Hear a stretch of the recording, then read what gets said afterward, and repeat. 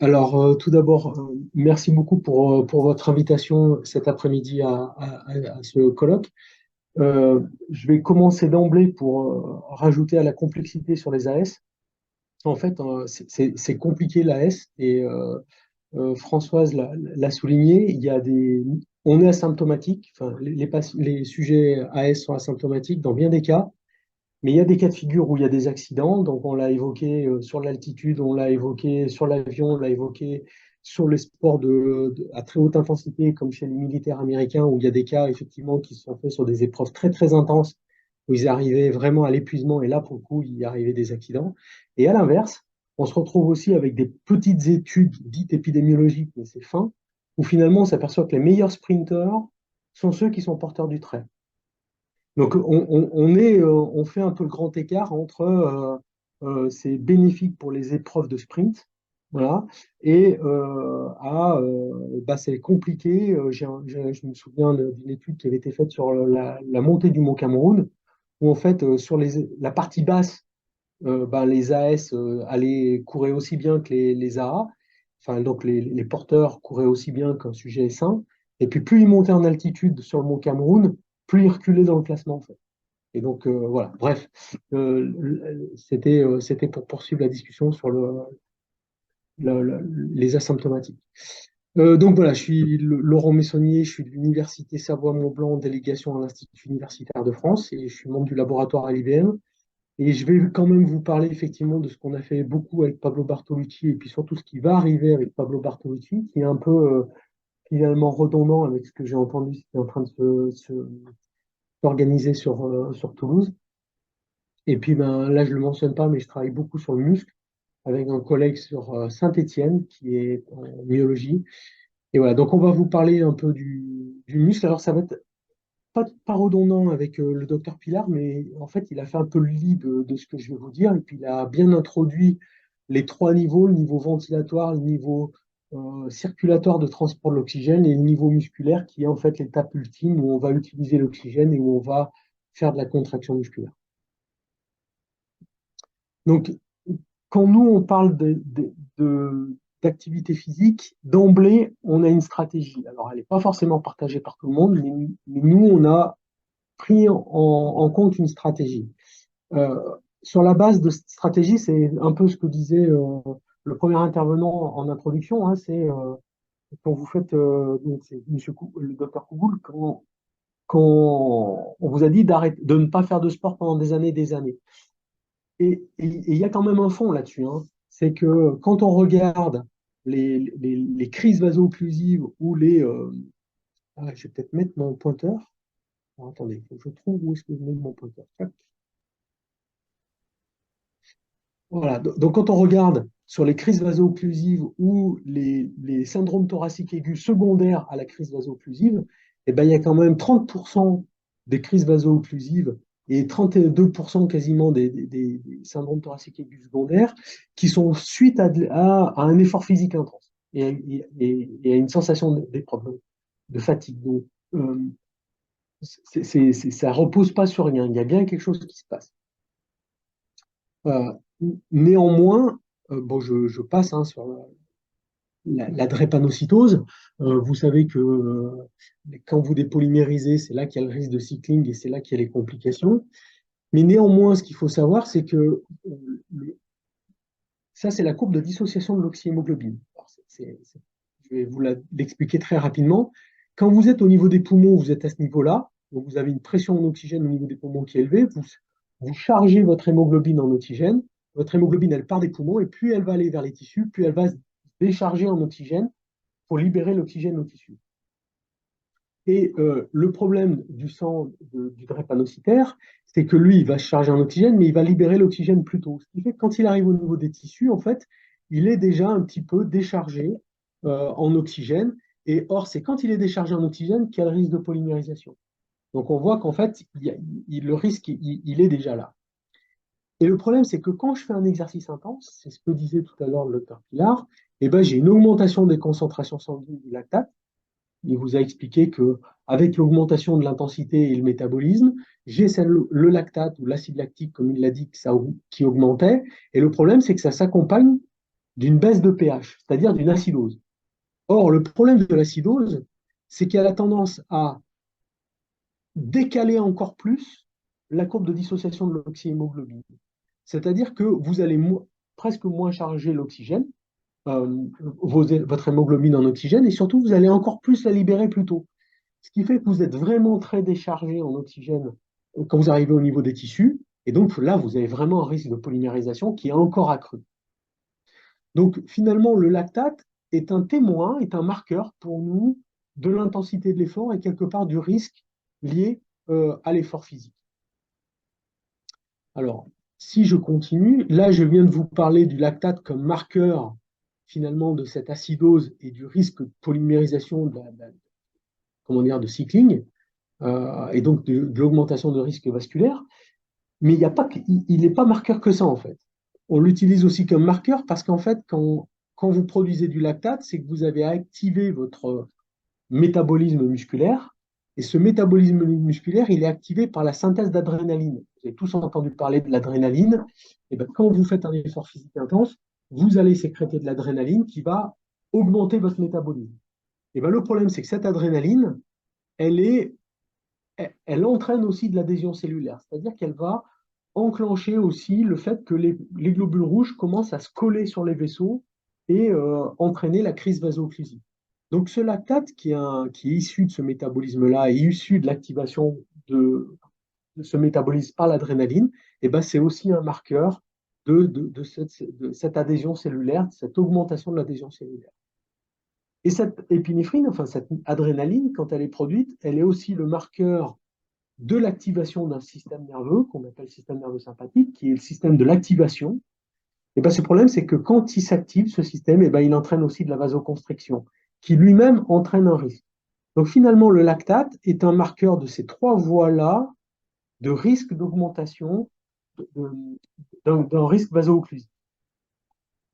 Alors, l'objectif, finalement, c'est on peut faire de l'effort à partir du moment où on peut faire de l'activité physique, à partir du moment où on est en absence d'accumulation de lactate, où on reste dans des niveaux de lactate euh, faibles, à modérés, et où, en tout cas stables, qui ne dérivent pas vers une augmentation constante et qui entraînent une acidose. À partir du moment où le niveau est stable, à des niveaux faibles, eh ben, il n'y a aucun risque en fait. Donc c'est dans des conditions particulières que l'effort devient dangereux. Mais si l'effort est bien contrôlé, il ne l'est pas. Et tout l'enjeu est de contrôler l'intensité de l'effort pour éviter de rentrer dans une gamme, comment dire, dangereuse. Alors, déjà, nous, pour commencer, on a tendance on préfère, mais on ne le fait pas systématiquement, on le verra tout à l'heure. On a commencé dans un premier temps à évaluer les patients de manière de faire un effort classique. Et en règle générale, quand vous allez à l'hôpital, on a tendance à vous dire, bah, allez, on fait un effort et puis on vous mène jusqu'à épuisement pour voir comment vous réagissez à l'effort. Ben, nous, on s'est dit, bah, à partir du moment où si on commence l'effort continu et puis qu'on arrive à des niveaux de lactate trop élevés, on risque de tomber dans cette zone un petit peu dangereuse. Et donc, ce que nous, on fait, c'est qu'on fait un effort progressif, sauf qu'on l'arrête avant l'atteinte de l'épuisement du patient. On l'arrête à une concentration sanguine de lactate de 4 millimoles, où on sait que même après l'effort, ça continue un petit peu d'augmenter, mais ça va continuer d'augmenter jusqu'à 5, 5,5, pas plus. Et on sait qu'en fait, on commence à avoir une acidose quand on passe au-dessus de, allez, 5, 6, 7. Voilà. Où là, il y a une acidose qui s'installe. Donc, en s'arrêtant à ce niveau-là, ça nous permet néanmoins d'avoir les qualités physiques du patient. On arrive quand même à lui déterminer une aptitude physique, notamment à partir en tenant compte du premier seuil lactique, enfin, c'est un concept qu'on verra peut-être tout à l'heure, et puis de l'atteinte à 4 millimoles, qui est aussi un deuxième concept qu'on utilise bien en physiologie de l'exercice pour déterminer l'aptitude physique des patients ou des sujets, ou même des sportifs de haut niveau. Et ça nous suffit pour caractériser le patient. Et en même temps, on utilise ça pour obtenir, tiens, à quel niveau est-ce que j'ai ma valeur de 2 et 3? Alors, connaissant l'intensité à laquelle j'ai 2 et 3, je vais pouvoir utiliser la puissance que j'ai à 2 et 3 comme marqueur de l'intensité de l'effort que je vais faire à l'entraînement. Et on verra à la fin de la présentation que finalement, on va aussi utiliser la fréquence cardiaque que j'ai à cette intensité-là pour aller sur le terrain de sport, quel qu'il soit, pour doser mon intensité d'effort. Euh, donc voilà, l'idée pour nous, ça a été de mettre en place une intensité suffisamment élevée quand même pour entraîner des adaptations, mais pas trop intense, pour éviter l'accumulation de lactate. Et nous, on s'était fixé une cible aux alentours de 2,5. Alors on est plutôt aux alentours de 2, 2,8, enfin une moyenne à 2,5. Euh, alors, on a mis en place une première étude où on a essayé de voir, de caler différentes séances dans cette zone-là. Vous voyez que ce n'est pas toujours très très simple de caler exactement dans cette zone jaune. On est souvent en train de fluctuer pour plein de raisons. La première, c'est que les patients, d'un jour sur l'autre, ils ne sont pas du tout forcément dans la même condition physique et dans le même état de fatigue ou le même état physique. Et donc l'effort ne correspond pas à la même chose. Et la deuxième chose, c'est que l'aptitude physique étant réduite, on est en train de discuter d'une marge de manœuvre très restreinte. Donc, si on augmente la puissance de seulement 15 watts ou 20 watts, ce qui est peu pour un sujet normal, ça peut être très important pour le patient drépanocytaire. C'est pour ça qu'il faut être très précis sur comment est-ce qu'on contrôle l'activité physique. Néanmoins, on s'aperçoit qu'on est rarement dans la zone rouge et que même si on avait été dans cette zone rouge-là, vous voyez qu'on est en dessous de 4. Et pour le coup, ça veut dire qu'en fait, il n'y a pas eu de dérive de lactatémie pendant l'effort. Voilà, là, c'était des efforts de 30 minutes. Et à la sortie des efforts de 30 minutes, on n'a jamais été dans une zone de dérive où les lactates étaient très élevés. Jamais. Donc finalement, même si on n'était pas hyper super précis, on reste dans une zone de sécurité pour les patients. Alors, ça, c'est l'aptitude physique, enfin, c'est l'activité physique, mais nous, on s'était intéressé un petit peu au muscle, et effectivement, le muscle, chez le patient drépanocytaire, il pâtit de la pathologie. Alors, la première étude qu'on avait faite, c'est une étude où on avait étudié dans une population camerounaise, euh, donc des sujets contrôle, des porteurs du trait, donc des sujets sains asymptomatiques, et des patients homozygotes avec les deux gènes malades. Et on s'aperçoit que la densité capillaire se raréfie avec les patients, c'est-à-dire qu'ils ont moins de capillaires à l'intérieur du muscle. Donc ça, c'est une fenêtre de tir qu'on a sur une coupe de muscle. Donc on a fait un prélèvement musculaire, on a fait une coupe. Et les petits tuyaux orange que vous voyez ici, en fait, ce sont les capillaires. C'est les tuyaux qui traversent le muscle et qui viennent l'irriguer, qui viennent lui apporter le sang et qui viennent lui apporter l'oxygène. Et bien, vous voyez que chez le patient, il y a moins de tuyaux. Et vous voyez que ces tuyaux, quand ils traversent le muscle, donc là, vous l'avez en coupe, et si on le regarde dans la profondeur, en fait, ils sont sinueux, ils sont tortueux autour de la fibre.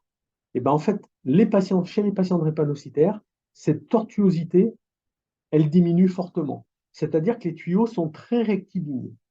Alors, ça a un intérêt d'être très rectiligne, c'est parce que pour le coup, le sang coule mieux, la vitesse est un peu plus importante, et résultat des courses, comme il traîne moins dans cette zone-là, il a tendance à moins rester, à stagner dans cette zone-là, et le risque est un petit peu diminué. Alors, l'autre élément qu'on avait vu, et là pour le coup, ça nous a un peu scotché, c'est le diamètre des vaisseaux. Donc ça, vous avez ici une fibre musculaire, une autre fibre musculaire, une autre fibre musculaire, et entre, vous avez ici un petit tuyau, c'est donc un capillaire qui vient irriguer les fibres. Et bien, quand on regarde le diamètre des micro-vaisseaux, il est fortement augmenté chez les patients drépanocytaires par rapport au sujet contrôle. Alors, qu'est-ce que ça veut dire? Ça veut dire que le tuyau s'est élargi, et comme par hasard, il s'est élargi et il a quasiment la taille d'un globule rouge. Parce que ce qu'il faut savoir, c'est que dans nos tout petits vaisseaux, En fait, les globules rouges, ils passent les uns derrière les autres, en fait. On a souvent tendance à voir dans les vidéos des artères ou des artérioles où on voit les globules rouges passer en groupe. En réalité, dans les tout petits vaisseaux qui irriguent, et là où il y a la zone d'échange, en fait, les globules rouges passent les uns derrière les autres et ils sont obligés de se déformer pour se faufiler. Parce que normalement, un capillaire, c'est aux alentours de 5 micromètres et un globule rouge, c'est aux alentours de 7-8 micromètres. C'est-à-dire, en fait, ils se faufilent et ils se glissent dans les petits vaisseaux. Et ben, comme là, ils sont moins déformables, vous savez bien que vos globules rouges sont moins déformables, et ben là, c'est le tuyau qui s'est adapté et on a augmenté le diamètre des tuyaux. Alors, l'autre élément qui a été un petit peu évoqué tout à l'heure, c'est effectivement le muscle il pâtit parce qu'on voit bien en fait la surface pour 100 fibres, elle est diminuée. C'est-à-dire qu'il y a une petite amyotrophie. Donc le muscle, il est plus petit, la fibre musculaire est plus petite chez le patient drépanocytaire parce que la fibre, elle est un peu en souffrance. Du fait du manque d'oxygène, du fait que les globules rouges arrivent moins bien, du fait que voilà, vous êtes anémique, donc il y a moins d'oxygène qui arrive, le muscle souffre un peu. Et tout à l'heure, le docteur Pilar l'a très bien dit, on ne peut pas évacuer aussi du fait que vous êtes dans un cercle vicieux, c'est que quand vous avez une aptitude qui est moindre, vous avez une activité qui est moindre, quand vous avez une aptitude qui est moindre et une activité qui est moindre, ben, votre muscle est moins entraîné, vous avez envie de moins en faire, vous en faites moins, donc voilà, vous êtes dans un cercle vicieux. On y reviendra tout à l'heure parce que suite à sa remarque, je vous ai montré un petit cercle vicieux. Pour vous rendre compte de ce défaut, on va dire, d'aptitude physique chez le patient drépanocytaire, vous avez ici une réponse à l'effort chez une jeune athlète entraînée en endurance, ici chez une jeune dame euh, saine, on va dire pas malade, et puis une jeune dame drépanocytaire, mais qui n'est pas dans les plus graves non plus. Et pourtant, vous voyez ici le niveau de lactate qui commence à s'envoler. Donc là, on est au premier seuil lactique et on les arrête justement au deuxième seuil avant d'arriver dans l'acidose. Parce que là, si je voyais que là, j'arrive ici, si j'avais continué l'épreuve, le lactate serait monté en flèche. En fait. Et là, on était en danger. À partir d'ici, on était en danger. Et vous voyez qu'en réalité, il faut vite les arrêter parce que la situation peut s'aggraver après. Donc, on les arrête vite ici. Mais vous voyez ici que ce point d'inflexion qui marque justement là où on va chercher à s'entraîner, parce que là, tout se passe bien, et ben vous voyez qu'on est aux alentours de 40 watts chez une patiente qui, encore une fois, n'a pas de complications, alors qu'on est à 90 watts chez un sujet sédentaire, hein, et que chez la personne entraînée, on est à 130 watts. D'accord? Vous voyez qu'il faut qu'on vise juste pour être en toute sécurité. Mais on sait faire. Il faut juste bien viser et bien évaluer. Voilà. Alors, justement, je voulais vous montrer vite fait ce schéma de, de- de- de cercle vicieux. Donc, la drépanocytose, en fait, on sait que vous êtes anémique. Et quand vous êtes anémique, bah, ça peut entraîner des risques d'hypoxie, d'ischémie, reperfusion, d'inflammation, de stress oxydant, même de nécrose. Vous savez très bien ce qui se passe au niveau de vos têtes de fémur, par exemple, il peut y avoir une nécrose. Donc, du coup, vous avez un remodelage musculaire, voire un remodelage osseux, mais vous avez un remodelage musculaire avec une dysfonction musculaire. Et puis aussi, quand vous êtes drépanocytaire, toujours à cause de l'anémie, toujours à cause de problèmes secondaires au niveau du cœur, peut-être au niveau d'hypertension artérielle pulmonaire, et ben vous avez une aptitude physique qui est amoindrie. Et en plus de ça, on a tendance à baisser votre activité physique. Pourquoi? Parce que vous êtes à risque à l'effort. Donc, résultat des courses, parce que votre muscle va moins bien, parce que vous avez une aptitude qui est moindre, parce qu'on vous en demande de faire moins, et ben vous devenez hyper sédentaire. Et si vous êtes hyper sédentaire, vous vous déconditionnez. Et si vous vous déconditionnez, ben votre muscle il va encore moins bien, votre aptitude va encore moins bien, et ainsi de suite.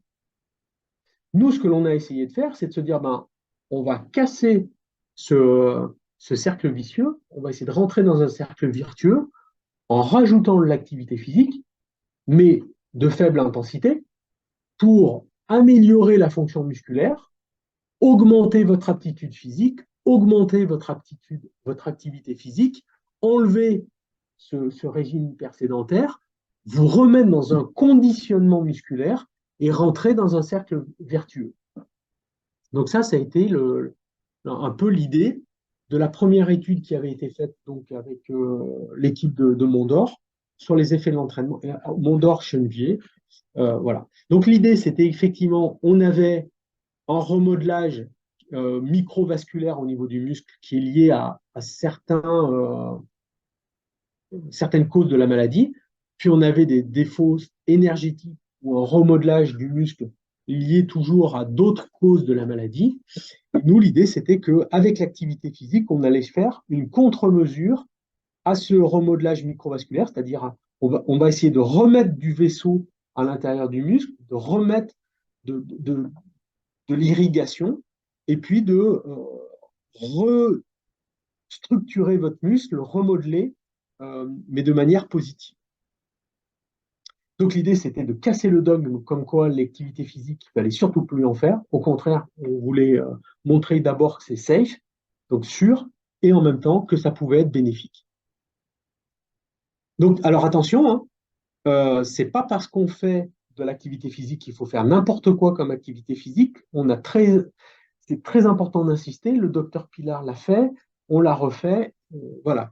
Donc, éviter l'acidose, éviter la déshydratation, éviter aussi l'hémolyse. Et on sait que l'activité intense entraîne de l'hémolyse. Éviter la désaturation. L'activité intense entraîne une désaturation artérielle. On veut éviter les problèmes hémorragiques, l'activation endothéliale et le stress oxydant. Dans tout ça, on essaye de se mettre à niveau d'intensité faible.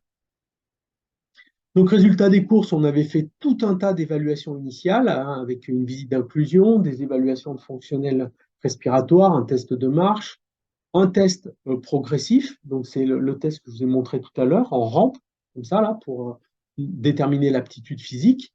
On avait fait des questionnaires, on avait fait des tests d'oxygénation tissulaire, on avait fait une biopsie musculaire, et on avait fait une écho-cœur au repos et à l'effort. Ensuite, on avait randomisé, donc il y avait des gens qui étaient tombés dans le groupe contrôle, d'autres qui étaient tombés dans le groupe entraînement. Dans le groupe entraînement, c'était 24 séances d'entraînement, donc 3 fois par semaine pendant 8 semaines. Et puis les autres qui étaient dans le groupe contrôle ne devaient rien faire pendant 8 semaines. Et au bout de ces 8 semaines, on recommençait les mêmes épreuves qu'avant.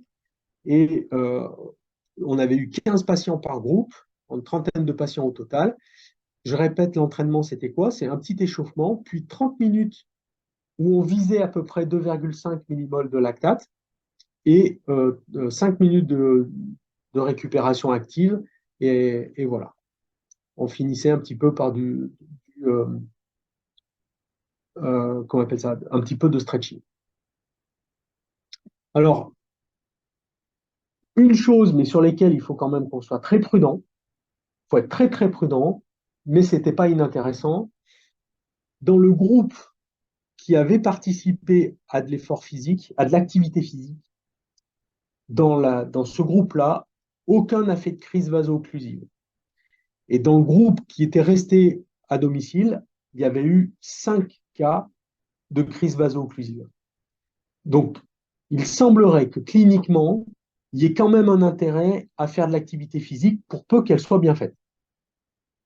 Voilà, pour peu qu'elle soit bien faite, j'insiste bien, pour peu qu'elle soit bien faite, il semblerait que même cliniquement, il y ait un effort. Alors, attention, on reste prudent, il y avait 15 sujets dans chaque groupe. C'est une preuve de concept, mais ce n'est pas une preuve médicale, hein. On est bien d'accord, il faut qu'on aille plus loin. Néanmoins, ce qui n'était pas inintéressant, c'est quand on regarde l'aptitude physique, non, pardon, là je suis sur la densité capillaire, c'est-à-dire le nombre de tuyaux qui viennent irriguer le muscle, et ben, je m'aperçois qu'on a augmenté le nombre de tuyaux. Donc, il était déprécié chez le patient. Là, on est en train de commencer à récupérer. Alors, on n'est pas encore à un niveau de sujet sain, mais ça n'empêche qu'on commence à mieux irriguer le muscle. D'accord? Donc, on revient sur un niveau d'irrigation qui commence à être intéressant. Bon, là, je vais passer parce que ça ne vous parlera pas. En revanche, On a parlé du lactate tout à l'heure.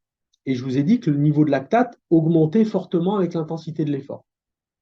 Et bien ici, vous avez le groupe contrôle avant et après les 8 semaines. Vous voyez qu'ils ont pas changé. Vous avez en gris le groupe entraînement avant entraînement. Vous voyez qu'il est sur le même niveau que le groupe contrôle. Par contre, après entraînement, vous voyez que le niveau de lactate pour une intensité donnée est bien plus basse. Ça veut dire quoi? Ça veut dire que quand vous avez une intensité d'effort où avant entraînement, vous êtes à 30-45 watts dans votre vie quotidienne, et par exemple, monter les escaliers dans votre vie quotidienne, on est à peu près dans ce niveau-là, et ben, ça veut dire que c'est compliqué chez le patient drépanocytaire, parfois, de monter les escaliers. Sauf qu'après entraînement, pour un même niveau de lactatémie, il est à 40-60 watts. Pour un même niveau de lactatémie. Ça veut dire qu'en fait, il est capable de faire un effort physique plus intense pour une même contrainte. Donc, ça veut dire qu'il sera capable de plus faire ses courses, qu'il sera capable de plus se déplacer, qu'il sera capable de mieux se rendre au travail, mieux se rendre faire ses courses, il sera capable de faire son travail domestique, il sera même capable de jouer avec ses enfants. Moi, j'avais un patient, il n'était pas capable de jouer avec ses enfants parce que ça le fatiguait. Et bien là, après entraînement, il était capable de jouer une demi-heure sans s'arrêter avec ses enfants, alors qu'avant, c'était 5 minutes grand max. Voilà. Donc ça a changé là, un petit peu la vie des patients, bien évidemment les plus fragiles. Alors, qu'est-ce qu'a fait l'entraînement en endurance dans ce cas-là? Eh ben, c'est que l'entraînement en endurance, on sait que ça vient un petit peu freiner le système excitateur. Donc, ça veut dire qu'on réduit le risque de vasoconstriction. De vasoconstriction, oui, pardon. On réduit le risque d'adhésion cellulaire et on réduit le risque d'accumulation de lactate et donc le risque de polymérisation. Et en même temps, comme on améliore la consommation d'oxygène, parce que là, s'il y a moins de lactate, c'est que j'ai amélioré ma consommation d'oxygène, et ben je réduis aussi l'accumulation de lactate. Donc ce risque-là est encore réduit. Donc on estime qu'on réduit le risque de vaso-occlusie, le risque de crise vaso-occlusive. Je suis désolé, je bégaye un peu cet après-midi. L'autre élément, c'est le témoin de l'aptitude physique. Donc, c'est justement ce décalage que je vous ai montré ici. Donc, le premier seuil lactique qui était ici, plutôt à ce moment-là, il passe ici, chez les patients drépanocytaires, et pas chez les autres. Donc, de 40%, on a amélioré l'intensité de ce premier seuil lactique, qui est vraiment un témoin de votre capacité à faire les choses de la vie quotidienne. J'ai pas de regard sur l'heure. Vous me dites quand je suis en train de dépasser. Et là, c'est l'intensité de l'effort, c'est la sensation subjective de l'effort. Ben, vous voyez que cette sensation subjective de l'effort, elle est très diminuée après entraînement. Donc, vous ressentez l'effort comme moins dur. Vous êtes capable de faire plus de choses. Donc là, j'avais simplement mis quelques témoignages de patients. J'étais tout le temps fatigué, mais là, ça va mieux après entraînement. Je me sens mieux, je suis moins essoufflé. Là, ça faisait du bien, j'ai plus d'énergie, j'ai retrouvé de la motivation pour bouger. Je dors mieux, je suis plus concentré quand je suis au travail. Là, ça m'a donné envie de continuer. 2 mois, c'est trop court, ils veulent reprendre. Là, je suis plus alerte au travail, je suis plus dynamique. Il faut que je continue. Voilà, voilà. Et tout l'enjeu, en fait, c'est d'arriver à maintenir les patients dans une dynamique d'activité physique. Alors là, on était sur 2 mois, tout allait bien, mais quid de ce qui se passe après? Parce qu'en plus, on était 2 mois à l'hôpital, en centre, donc ils étaient obligés de venir à l'hôpital 3 fois par semaine pendant 8 semaines. C'est compliqué, hein? Qu'est-ce qui se passe s'ils sont tout seuls à la maison et si on n'arrive pas à les motiver? Eh ben, c'est l'enjeu. Voilà. Donc, il y a des limites à cette étude et puis bah, ça nous a emmené sur des perspectives qui, je pense, rejoignent celles que sont en train de mettre en place à Toulouse. Alors, on avait dans notre première salve d'études, hein, on avait un faible nombre de patients qui étaient sans complications. Là, donc sans complications, qui étaient en centre, sous surveillance médicale, sur cycloergomètre exclusivement, avec un entraînement basé sur la mesure de lactate. Chaque entraînement mesure la lactate. Ça, c'est un problème parce que bah, si on veut démocratiser l'activité physique, on ne peut pas s'en arrêter là. Donc, il faut être sur un. Ça, c'est notre projet. et on a eu un PHRC national avec Pablo Amondor pour mener à bien ce projet. Donc sur un nombre de patients plus important, avec moins de restrictions, c'est-à-dire en incluant des gens avec des complications, avec un entraînement qui va être en partie en ville, sans surveillance médicale à terme, et pas que sur cyclo-ergomètre, un petit peu pour tout faire. Et alors là, comment on fait pour gérer l'intensité de l'effort? Et notre idée, c'est d'utiliser la fréquence cardiaque, parce que dans le protocole que l'on avait fait, vous voyez, ça, c'est l'épreuve incrémentale. Les points noirs, c'est l'épreuve incrémentale, donc on augmentait l'effort. Ça, c'était l'évolution en fonction de la fréquence cardiaque. Vous avez l'évolution de la lactatémie. Et les triangles, c'était ce que l'on avait pendant les séances d'entraînement. Et vous voyez qu'en réalité, ce que l'on avait pendant l'exercice incrémental, eh ben, on suit la même dynamique à l'entraînement. Ça veut donc dire que si je prends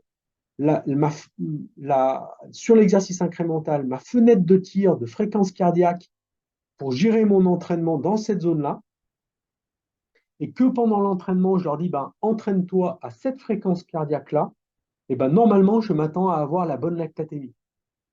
Donc, on va utiliser la fréquence cardiaque comme témoin de l'intensité de l'effort pour gérer cette intensité d'effort dans n'importe quelle situation de la vie quotidienne, euh, autre que sur cyclo-ergomètre.